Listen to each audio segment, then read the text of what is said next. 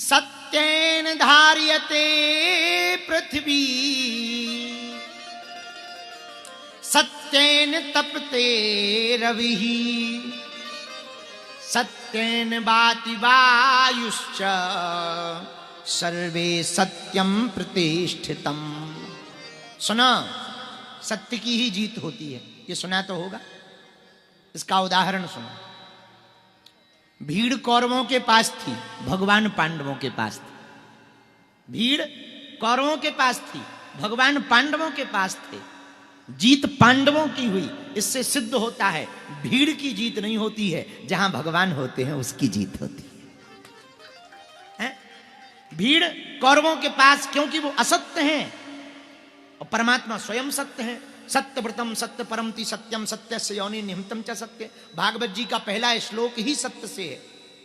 आहा, सच्चिदानंद रूपाय विश्वोत्पत्त्यादि हेतवे तापत्रय विनाशाय श्री कृष्णाय वयं नमः। सत्य चित आनंद, सत्य, सत्य से परे जो ब्रह्म है। ईश्वर क्या है? बोले ईश्वर सत्य है। और सत्य क्या है? बोले सत्य ही ईश्वर है। ईश्वर क्या है? बोले ईश्वर सत्य है। जगत मिथ्या ब्रह्म सत्यम। संसार मिथ्या है, ईश्वर सत्य है। तो बोले ईश्वर क्या? बोले सत्य। ईश्वर है? बोले है, सत्य है। ईश्वर है, ईश्वर है, ये सत्य है। लेकिन सत्य क्या है? बोले सत्य ही ईश्वर है। इसीलिए तो सत्य नारायण है। नारायण सत्य नहीं कहा, सत्य नारायण कहा। यदि नारायण सत्य कहते तो केवल ईश्वर सत्य होता, सत्य ईश्वर ना होता।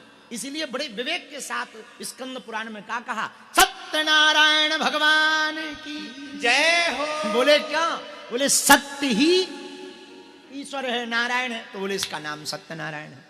लो कितनी बढ़िया बात। दूसरी बात, सत्येन धार्यते पृथ्वी सत्येन तपते रविः। सत्य की अवधारणा पर पृथ्वी टिकी, सत्य की अवधारणा पर सूर्य तप रहा। सत्य ही ब्रह्म है और ब्रह्म ही सत्य है। इस बात को जान लेना ही सत्य है। इस बात को जान लेना ही सत्य है। और जिसने सत्य को जान लिया उसने ईश्वर को जान लिया। और जो सत्य में जी पड़ा, सत्य को जी लिया, उसने ईश्वर को जी लिया। और जिसने सत्य को नहीं जिया उसने ईश्वर को नहीं जिया। और इस बात की पुष्टि रामचरितमानस में भगवान शंकर ने अपनी वाणी से कही। उमा कहूं में अनुभव अपना, क्या सत्य हरि भजन जगत सब। लोग कितनी अच्छी बात कह दी। भगवान शंकर मां पार्वती उमा से कह रहे हैं, देवी हमारा अनुभव है। बोले क्या अनुभव है? सत्य हरि भजन जगत सब। सत्य केवल भगवान का भजन है, बाकी सब सपना है। ये भगवान शंकर की वाणी। दो बातें समझना। आप सत्य को पकड़ लेंगे तो परमात्मा को पकड़ लेंगे। हमारे भारत में सनातनीय परंपरा में सबसे प्राचीन कोई पद्धति थी तो वो सत्यनारायण जी की थी। और भी थी, कथाएं भी थी, पर सबसे ज्यादा बहुत प्रतिष्ठा एक समय पर बहुत लोक व्यवहार में स्वीकारोक्ति थी तो सत्यनारायण जी। चाहे गरीब से गरीब आदमी करवा लेता। क्यों? सत्य ही ईश्वर है। इस बात की पुष्टि के लिए हमारे पूर्वाचार्यों ने बड़ा जोर दिया। सत्य ही ब्रह्म है, ब्रह्म ही सत्य है, ईश्वर ही सत्य है। उन्हीं का स्वरूप सत्यनारायण है। सत्यनारायण एक व्रत है। व्रत का मतलब संकल्प ले लेना है, सत्य पर चलना है। इसीलिए सत्यनारायण की बड़ी महिमा रही। सुनो, सत्य यदि जीवन में नहीं, आप सत्य के निकट पहुंचेंगे तो आप ब्रह्म के निकट पहुंच जाएंगे। भगवान के पास यदि ना पहुंच पाओ तो कोई बात नहीं, पर सत्य के पास पहुंच जाओगे तो भगवान तुम्हारे पास पहुंच जाएगा। रामचरितमानस में वर्णन आया, धर्म न दूसर सत्य समाना, धर्म न दूसर सत्य समाना, आगम निगम पुराण बखाना,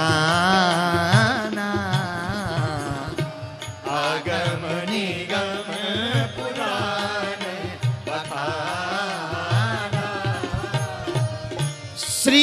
राम जय राम, श्री राम जय राम, जय जय राम। श्री राम जय राम, जय जय राम।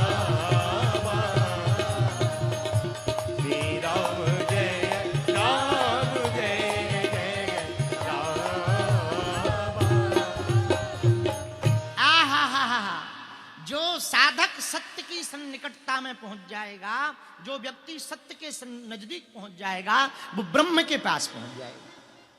किसके पास पहुंच जाएगा? परमात्मा के पास।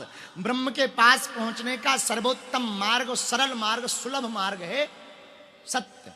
एक बात और, एक बात बताओ, ये पेड़ लगा है, पेड़ को हरा भरा रखना है तो पत्तों में पानी देना पड़ेगा या जड़ में? है? अच्छा, हरा भरा रखना, कोई ऊपर ही ऊपर पानी दे जाए, अरे भाई सूख गया, ठटरी के बड़े सूख ही जाएगा। पेड़ को हरा भरा करने का उपाय क्या है?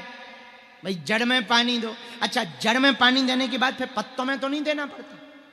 देना पड़ता क्या? जड़ में दे दो, पत्तों में पानी देने की आवश्यकता नहीं, अपने आप हरा भरा रहेगा।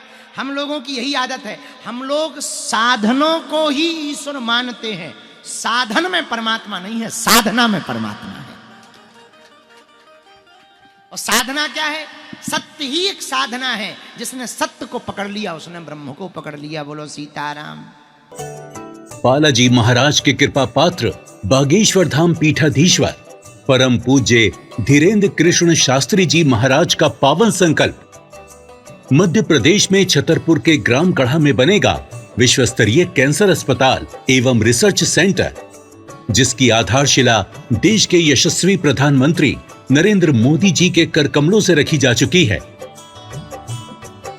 200 करोड़ रुपए की लागत वाले 100 बेड के इस अस्पताल में गरीबों का होगा मुफ्त इलाज। ये बहुत बड़ा अवसर है, बहुत बड़ा काम है।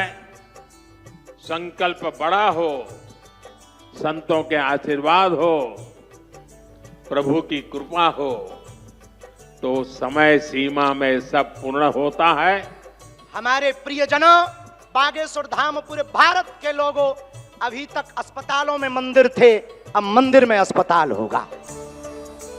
कैंसर हॉस्पिटल निर्माण हेतु सहयोग देकर पुण्य के भागी बने